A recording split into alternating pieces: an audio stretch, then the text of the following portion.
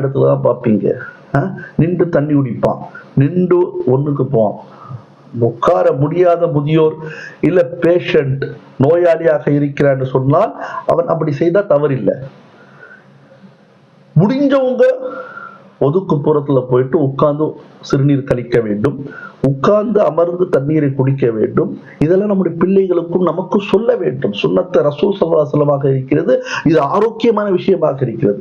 இன்னைக்கு பாத்தீங்கன்னு சொன்னா நம்முடைய பிள்ளைகள், நம்முடைய வீட்டுல இருக்க அத்தனை பேரும் செல்போன்லயே தன்னுடைய நேரத்தை கழிக்கிறான். இது ஒழுக்கமா, வணக்கமா, பழக்கமா, இல்ல கெட்ட ஒரு முன்னுதாரணமா?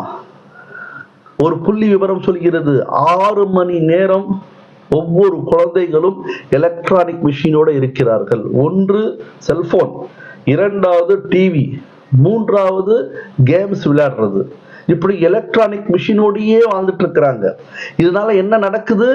உடல் நலம் குறைவு ஏற்படும், மனநலம் மென்டல் ஆயிடுவான், மனநலம் குறைவு ஏற்படும். பல பேர் மென்டலாயே போயிட்டு இருக்கான், பேசவே மாட்டான், பேசாமலேயே இருக்கிறான்.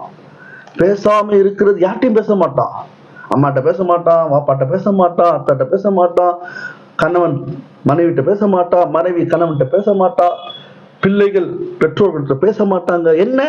அடிக்ட். எலக்ட்ரானிக் மிஷினோட அடிக்ட் ஆகி என்ன ஆகுதுன்னா நோயாளியாக மாறிக்கொண்டிருக்கிறார்கள். இக்கால